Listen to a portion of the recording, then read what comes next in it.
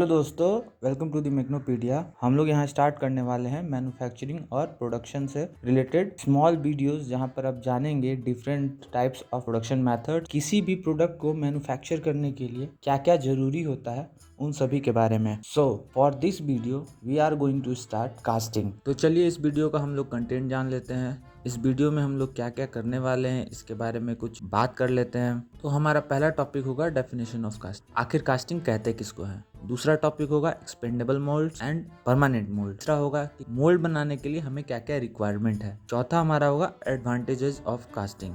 पांचवा होगा disadvantages of casting. और छठा होगा कि कास्टिंग ऑपरेशन करने के लिए क्या क्या हमारे पास सूटेबल कंडीशन होना चाहिए। और लास्ट एट लीस्ट, हमें कास्टिंग करने से पहले किस किस बातों का ध्यान रखना चाहिए। Casting is the oldest manufacturing process in which a liquid metal is usually poured into mold which contains a hollow cavity of a desired shape। Casting जो है हमारा सबसे पुराना प्रोसेस है। पहले के जमाने में कास्ट करके हम लोग पॉइंट्स बनाते थे, कुछ टूल्स बनाते थे और समटाइम्स तलवारें बनती थी। कास्टिंग का बेसिकली मतलब ये होता है कि हम लोग किसी भी मेटल को लिक्विफाई करें हीट देकर, और फिर उस लिक्विड मेटल को हम लोग किसी बर्तन या ढांचा, जिसको हम लोग मोल्ड बोलते हैं, अपनी डिजायर्ड शेप के अनुसार हम लोग उसको ढाल लें। जो लिक्विड मेटल है वो मोल्ड के अंदर जाएगा, वहां पे सॉलिडिफाई करेगा, ठंडा होगा और वो लिक्विड मेटल उस पर्टिकुलर मोल्ड का शेप ले लेगा। और जब वो ठंडा होगा तो हम लोग मोल्ड को तोड़कर या कभी कभी बिना तोड़े ही मोल्ड से बाहर निकाल लेते हैं। इस पूरे प्रोसेस को हम लोग कास्टिंग कहते हैं।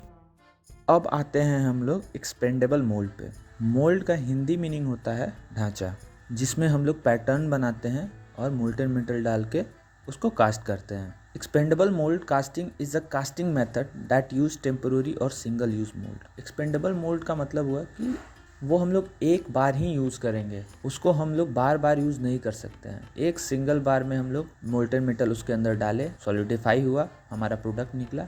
अब हम लोग को उस मोल्ड को तोड़ देना होगा, यानी उस मोल्ड को हम लोग दोबारा यूज़ नहीं कर सकते। जैसे सैंड कास्टिंग में हम लोग सैंड का मोल्ड बनाते हैं और उसमें क्ले और भी डिफरेंट टाइप्स ऑफ एडिटिव मिलाते हैं, जैसे कोल डस्ट हुआ, वुडन फ्लावर हुआ, जिसको हम लोग आगे डील करेंगे कि ये सब क्यों मिलाते हैं और इन सब से मोल्ड का कौन सा प्रॉपर्टी पर इफेक्ट करता है। सेल मोल्डिंग हुआ तो सेल मोल्डिंग में हम लोग सेल का फॉर्मेशन करते हैं। उसी तरह प्लास्टर मोल्ड कास्टिंग हुआ, उसमें हम लोग प्लास्टर ऑफ पेरिस का यूज करते हैं। इन्वेस्टमेंट कास्टिंग हुआ, उसमें वैक्स का यूज करते हैं। कभी समटाइम्स उसमें हम लोग मरकरी का भी यूज करते हैं। उसी तरह लो फॉर्म कास्टिंग हुआ। इन सभी टॉपिकों को हम लोग आगे देखेंगे। अब देखते हैं परमानेंट मोल्ड क्या होता है। Permanent mould casting is a metal casting process that employees reusable moulds. जैसा कि हम लोग एक्सपेंडेबल मोल्ड में देखे कि वो एक बार ही यूज होगा, बार बार यूज नहीं होगा, उसी तरह परमानेंट मोल्ड जो है वो बार बार यूज करने के लिए बनाया जाता है। परमानेंट मोल्ड में कॉमन मेटल्स जो होते हैं वो अल्युमिनियम और मैग्नीशियम और कॉपर एलॉयज को हम लोग जनरली कास्ट करते हैं। और अदर मेटल के लिए जैसे टीन हुआ, आयरन हुआ, स्टील हुआ, जिंक हुआ, लेड हुआ, इन सब को कास्ट करने के लिए हम लोग ग्रेफाइट मोल्ड का यूज करते हैं। परमानेंट मोल्ड जो होता है वो रीयूजेबल मोल्ड होता है, मतलब कि इसको बार बार हम लोग यूज कर सकते हैं। बार बार यूज करने का मतलब हुआ कि हम लोग को मोल्ड को तोड़ना नहीं पड़ेगा, फिर से मोल्ड को बनाना नहीं पड़ेगा। मतलब एक मोल्ड से ही हम लोग डिफरेंट प्रोडक्ट को ले सकते हैं। इसका मतलब प्रोडक्शन रेट इसका हाई होगा और साथ ही साथ ये गुड सरफेस फिनिश देता है और डायमेंशनल एक्यूरेसी भी इसका अच्छा होता है। प्लीज़ लाइक, शेयर और सब्सक्राइब अस। यूट्यूब के साथ साथ ही हमारा इंस्टाग्राम पेज भी है, वहाँ पर हम लोग डेली अपडेट करते हैं fun facts about mechanical engineering. एक बार इंस्टा पेज पर भी जाकर देखें, अगर आपको पसंद आए तो हमें वहाँ पे भी सपोर्ट करें। वीडियो में आगे चलते हुए हम लोग अब जानेंगे कि मोल्ड कैविटी को यानी मोल्ड को बनाने के लिए हमें क्या क्या ज़रूरत होता है। तो किसी भी मोल्ड को बनाने के लिए हमको सबसे पहला चीज़ चाहिए होता है वो है moulding material.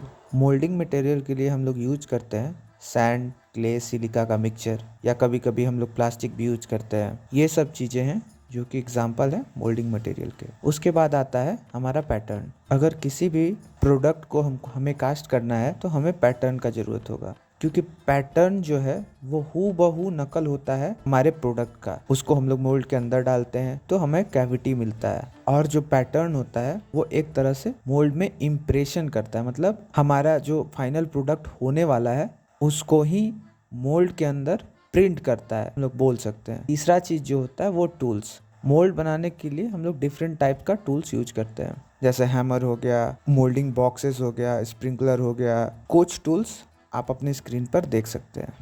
Last not least चौथा चीज होता है molten metal. Advantages of casting, it can create any complex structure economically.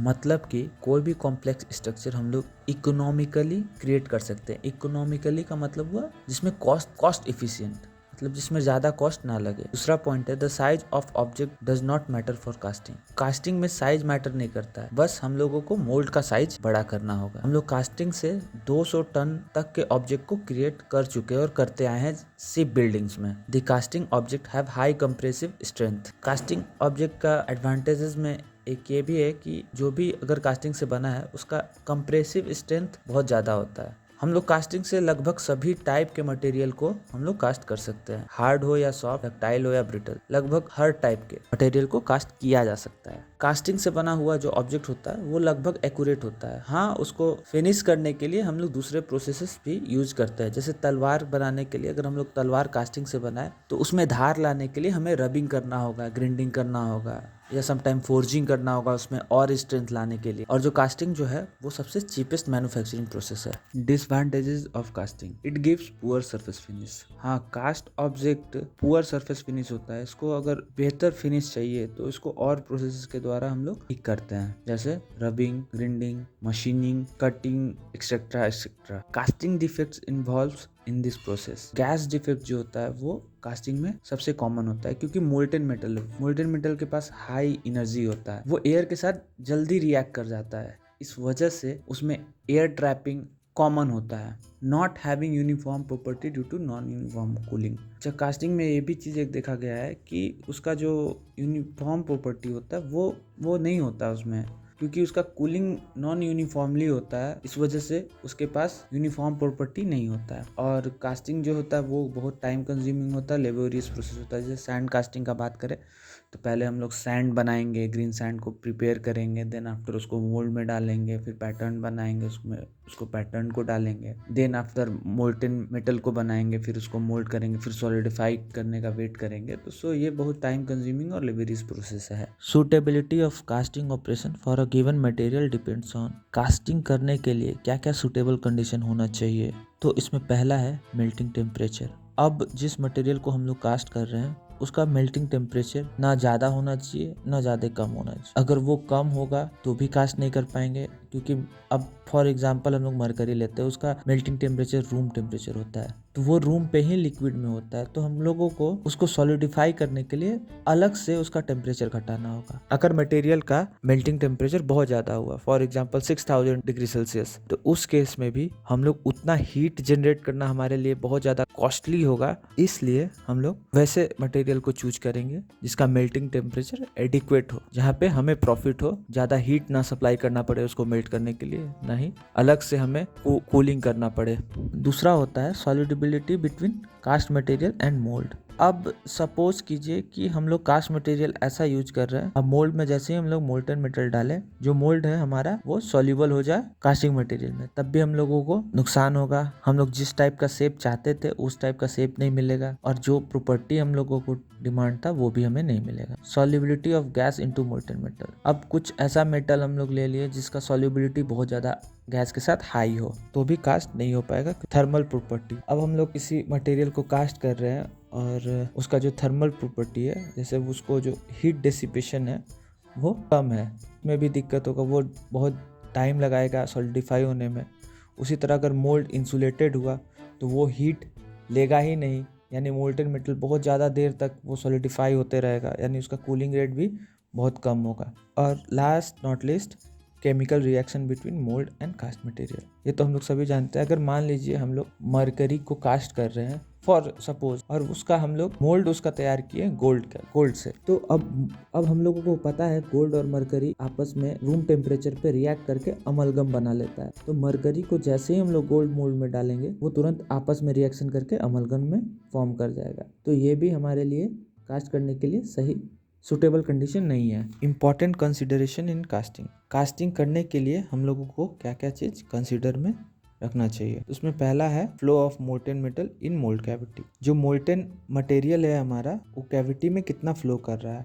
अब हम मोल्टेन मेटल को मोल्ड में डाले और वो फ्लो ही नहीं किया, अंदर तक जा ही नहीं पाया, तो भी हमारा कैविटी कम्प्लीटली फिल नहीं होगा, तो जो हमारा फाइनल प्रोडक्ट होगा उसका शेप एंड साइज में डिफेक्ट आएगा। दूसरा पॉइंट है solidification and cooling of metal in mould. अब हम मोल्ड तैयार किए, उसमें हम लोग मोल्टन मेटल डाले और वो सॉलिडिफाई और कूलिंग रेट उसका बहुत ही कम है, तो इसका मतलब वो बहुत ज़्यादा टाइम लगाएगा सॉलिडिफाई होने में, तो भी ये यहाँ पे एक परेशानी है। कूलिंग रेट जो होता है वो प्रॉपर्टी पर इफेक्ट करता है, तो हमारा प्रॉपर्टी ठीक ठाक नहीं मिलेगा जैसा हम चाहते हैं। लास्ट है influence of type of mould material. कुछ मोल्ड मटेरियल होते हैं वो जो कुछ ऐसे केमिकल अगर मान लीजिए मोल्ड मटेरियल में है जो मोल्टन मेटल के साथ रिएक्ट कर गए, तो भी हमारा कास्ट ठीक ठाक नहीं मिलेगा।